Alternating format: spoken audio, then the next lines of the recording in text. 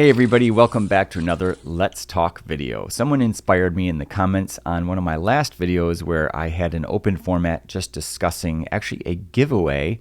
If you missed that video, definitely go back and check it out. In the first quarter here, and every quarter in 2025, I will be giving away a small gift for all of my subscribers. I will be choosing someone at random in the comments. You just need to comment with a specific phrase that I mentioned in that video. It's for fun. It's a little something rather than nothing. I'll probably throw in a little monetary gift as well, just a token of my appreciation. But mostly it's me sharing my passion outside of Tesla, which is origami, with all of you. Origami is weird to some people when they think, oh, you're going to send me like a paper crane or something. Like, that's kind of weird. Well, it's not weird, but it's like unusual. Is that a better word? Not very many people, especially adults, are folding origami, but it's something that I do a lot of. I have several friends that fold origami that are at another level. Once you get past the basics and you actually you fine tune your motor skills, you're able to get into some really complex, really cool origami. There's stuff called sync folds, unsync folds. It's really fascinating. And you can fold insects. You can fold all sorts of really cool things that actually look like the real thing in real life. And then you get into the paper. There's many different types of paper to fold with as well. I know there's others in the Tesla community like Chuck Cook that have extracurricular hobbies outside of Tesla. Like Chuck, he flies airplanes, he shares some stories there, but he's big into beekeeping, which I think is fascinating. A lot of Tesla owners kind of keep their personal lives to themselves. I'm a little bit more of an open book, I would say. Anyway, I wanted to get into kind of what's on my mind at the moment. First of all, my car is clean. And that's on my mind. And it's kind of silly that I mentioned that, but my car is 6 years old. My Model 3, it's a long-range rear-wheel drive Model 3, and it has about 99,000 miles. I'm getting close to that 100,000 mile mark. I'm super excited to go past that threshold. I'll probably do a video kind of reviewing my first 100,000 miles. And someone might say, oh, well, many people have been there, done that before. But I just want to put this out there. I live really close to the Tesla service center here in Schaumburg, and there's a discount tire near this Tesla service center. Every time I bring my car there now, they always say, wow, you've got a lot of miles on your car. We don't see this very often. And obviously because they're servicing new cars that come off the lot that maybe got a tire puncture early on or something happened with their tire. So they're having to help them out. But my car it's older. Obviously, it's 6 years old, but it's not the oldest car out there. There's many cars that have driven a lot more than I have.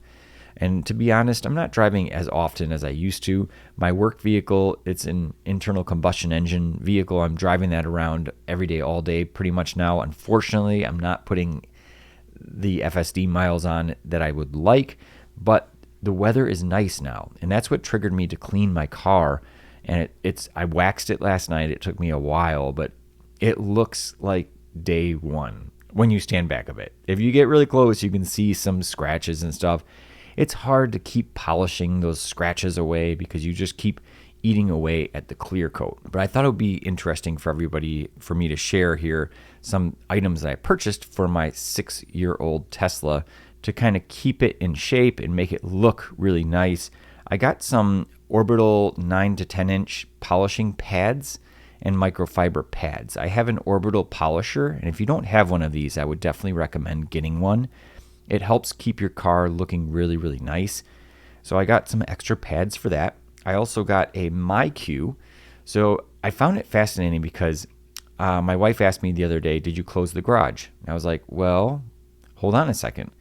I opened up my Tesla app, I turned on Sentry mode, I viewed the live camera, and I saw that the garage door was closed. And I was like, yes, I did. So I could confirm that really quickly. A lot of people commented, you should just use Wi-Fi or get a MyQ or the Ring. There's a Ring garage door camera or whatever. Yes, I mean, there's so many options out there, but the MyQ is one that is low cost and I've never actually explored. So I finally got one of those. That's arriving on Thursday. I also got some applicator pads to help with waxing. I had some applicator pads these applicator pads, they're pretty basic. Now, the ones I got initially, they lasted 5-6 years. So it's not like you're going out buying these all the time. And then I also picked up some new microfiber cloths. You have to rotate those out. You can only wash them so many times. I mean, they still work just fine, but it's nice to kind of get a refresh on those microfiber towels. And then lastly, the one that I'm excited about is what's called a Adhesion Promoter. Now, when I went to the Tesla service center, this was, 3 years ago, I was complaining about wind noise, and they said you can get an aftermarket kit and apply some rubber seals, but we recommend using the 3M Adhesion Promoter. Well, the 3M Adhesion Promoter is a little bit expensive, but if you are going to be applying any sort of new trim or any sort of material on your car with a sticker or a like a double-sided tape, you really want that to hold for a really long time. And I did not realize this, but the Adhesion Promoter significantly helps with that process. Not only are you supposed to use some rubbing alcohol to basically clear the material, clear the surface so that the sticker or the tape can stay on there, but the Adhesion Promoter really helps keep it on there for a really long time. It also bonds and holds it on there tighter. So I did pick up some more of that. Now, it's highly flammable and this stuff dries up quickly. So if you are going to be getting some of this, I definitely wouldn't recommend to buy a whole bunch of it. Just buy a little bit. But I thought, you could pick up this for $3 or $4, but pretty much everything on Amazon these days is either $8, $9, or $10 minimum. So that was around the threshold for this Adhesion Promoter, but I did not get the 3M because the 3M is a little bit more expensive. And this is nothing that you see. I figured, I'm just going to get this and get it over with. What am I using the Adhesion Promoter for? That is a good question. Well, I do have some additional rubber gasketing to put up to protect my car from wind noise, and I'll show you exactly where I apply that. And then also, I have these mud flaps, and I took those out yesterday as I was cleaning my car, and I was able to clear out a lot of debris in there, and I applied some rust protectant. And if you don't have something like that, definitely check that out. My car is in really good shape considering it's 6 years old and it's been through 5 winters here in Chicago. My car is in pretty good shape when it comes to rust, so I'm very happy with that. But definitely this rust protector on the rocker panels toward the front where the tires spit up all of the salt and slush and snow during the winters, that's one area where you really want to protect it. And I always think, okay, well, I'll fix it when it gets bad, or if I start to see rust, that's when I'll address it. In reality, you really want to start before there's rust, and I'll show you the exact spot that you want to protect. Now, the cars may have changed a little bit since 2019, but this is just something to keep in mind. Other things that have been on my mind, I have a review video on these massage seat cushions coming up, and I just posted a review for a electric sunshade for my Model 3 from Hansshow, and that product is really cool. And I say that genuinely because it is fun to use, and it actually really works well. I mean, it makes me feel more comfortable in my car. Let's just put it that way. The voice assistant doesn't always wake up when you ask it to open the sunshade, for example. You have to say, "Hello, CC," to wake the voice assistant up, and that doesn't always work. In fact, sometimes it's quite frustrating because it will not wake up, but it's not like it's a ton of effort to just reach up and push a button. I mean, how lazy can you really be? But this is just that fun factor, because if I can get it to work reliably enough, I can show it off, if you will, to other people, and casually, of course, not going to be like, "Hey, look at my electric sunshade." Now that is the midlife crisis that I don't want to be a part of. Speaking of midlife crises, I saw a video, and this guy who was maybe 58 years old, and his title was, this 8-minute video teaches you 40 years of lessons learned, or something like that. He went over what changed his life. I mean, the title was very catchy, and I looked at it, and it's like this random old dude sitting outside, birds chirping in the background, nothing special. He didn't have a good mic, and the video had 4 million views, and I was like, what? Like, I'm lucky if I can get 15,000 views, let alone 100,000, but 1 million? I was like, really? And this guy, he kept it short, and that's probably why, I don't know. I couldn't watch it for the full 8 minutes, but it just really made me realize that, hey, maybe I should start pivoting to create more content that is more emotional for people, that kind of strikes a chord with people, maybe resonates a little bit more, some topics that really matter in life. But speaking of that, looking at Tesla's situation right now, Elon Musk was recently interviewed about all the hate in the community, and he really deflected. I mean, he started laughing. He was like saying, look on the bright side, and he was saying some weird stuff. And I was like, why are you not replying to this guy's question? Because it was a legitimate question. And of course, the interviewer didn't dwell on the question. He kind of moved on, but they're setting fire to various Tesla charging stations near Boston. Shots were fired at a Tesla dealership in Oregon. Various nonviolent... Shots fired, not a metaphor. Shots fired, yes. Downtown New York, marching against the Tesla showroom. Your stock is way down. You've been criticized left and right. But look on the bright side. I mean, why are you doing this? Always look on the bright side of life. Yes, I'm an optimist. Yeah. But besides that, yes. I mean, how's your day? What motivates you to do this? Was the opera good? It's tough sledding. Yeah, it is tough sledding. But I think we're doing the right thing here. There's been a tremendous amount of waste and fraud in the government. When you're part of the government, you saw a lot of that, and there's been. It was frustrating for me to listen to, and I've watched it a couple times, because it's like, where's Elon's head at? Because there is a lot. It's very visible, but there's another side of it too. Okay, so we all hear about the protests and all the negativity and all this stuff going on because that makes headlines, right? But I think there's also, on the other side, there's a lot of positivity in the community, and there's people that are supporting Tesla. And I heard Donald Trump is buying a Tesla. Now, I'm not a Trumper. I'm not a big Trump fan, I'll be honest with you. But I've shifted more than I used to be, just like Elon, a heavy Democrat. But I've shifted more recently, where I'm more open and flexible to considering things on both sides, and I'm more willing to listen and give things the benefit of the doubt.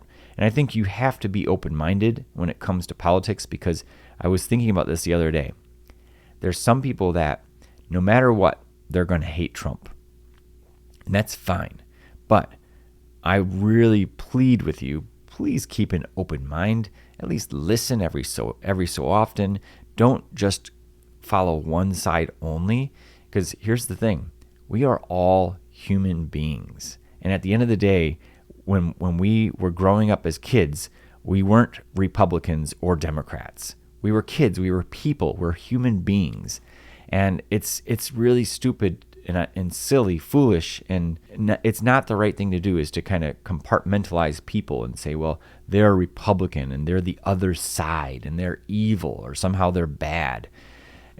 It's childish to do that. And I think we need to drop that and come together a little bit more. And I wish that Trump would reach across the aisle a little bit more. But, the thing is, he and a lot of people, even including myself, have a hard time understanding this, is he plays hardball on purpose as a negotiation tactic. And it's actually very, very smart. Someone was commenting when he was with Zelensky that he was broadcasting that publicly. Now, when was the last time you saw Biden, by the way, have an open conversation with Zelensky? So this transparency is key. First of all, we should appreciate that rather than cringe and not watch it at all. Switching gears here yet again, very, very quickly, stock is going down. That should not be reason for panic. In fact, it should be reason for embracing it more and actually buying up some more. And not just Tesla. For example, yesterday I bought S&P 500, VOO, and I also bought some more Tesla shares. I bought a couple more stocks as well. It's important to buy a little bit here and there. Now, you might say, well, give me some money. Or I don't have any money to put in the market. You're wrong. I'm going to say that right now. And I actually get mad when people say that now. You do have money. And if you don't have money, then something is severely screwed up in your life. People think that they need to have $1,000 or $10,000, or they think there's some magic number that they have to put in the market. No. Commission fees, there used to be a commission fee for whenever you bought a stock. You'd have to pay like $10.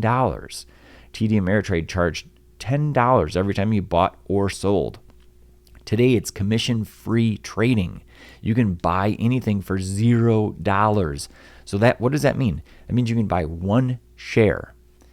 If you can't afford one share, and now Tesla is an exception. Tesla's maybe $300, but there's other stocks out there that are like $30, $40. You can buy those. And some platforms like Robinhood, I believe, let you buy partial shares. So there's no excuse. There's no excuse to not be investing, especially when the market goes down. As Warren Buffett famously said, when there's blood in the streets, that's the time to buy. Don't be running away, screaming, and get all afraid. And then other Tesla topics, robotaxi, that I'm just so bullish on. People have no idea what's coming. I can't wait for that. Really looking forward to June when that launches. And I truly do believe that my car at some point in the future will be able to drive around all on its own. And I can't wait for that day. Will I do an FSD transfer? It's highly unlikely. A lot of people are like, oh, just wait until FSD transfer is available. I'm not that person to transfer my FSD to another car. And the reason why is because I'm not selling my car. My 2019 Model 3 is staying with me for the rest of my life. Mark my words. We'll sell my wife's car. Now, things do change, okay? I shouldn't be like so deliberate about that, but I quite frankly want to keep it. I love it. It's the first new car I've ever purchased. It's going to last a long time. It's going to last a lifetime, but there's no reason to sell it because it has FSD. That's the key thing. And also the drivetrain's rated for 1 million miles. The body as well. The body, I think it's the body of the drivetrain, but the body itself, like the panels and everything, a lot of it is aluminum, so it should last a really, really long time. Probably the most replaced parts will be the suspension over time, but when I get a new car, I'll just buy FSD all over again. I have no problem having 2 instances of FSD. But buying a new car is not easy. It really is not easy at all. So props to you if you have a brand new Tesla. Lastly, I'm just going to close this video out with the last video that I did on the origami topic. That's for first quarter. So I will be giving out, I still have not finished creating. I want to put a significant amount of time into this. This is a purpose, a gift with a purpose here. It's not just something I'm going to fold in 10 minutes and send out in the mail. No, this is something I'm going to spend at least an hour on and fold for you. I'm going to take a camera, an overhead camera, and record the whole folding process just so I have a record of it, and then you can see that as well. So that is coming up. First quarter, I'm giving away something. Second quarter, third, and fourth quarter, this is an appreciation for my subscribers. I will be picking people at random. So if you did not see that video, make sure you go back and check that out. Leave a comment if you are interested in getting that gift, and I'll probably throw in something monetary as well. Thanks so much for watching, everybody. And until the next one, have a great day.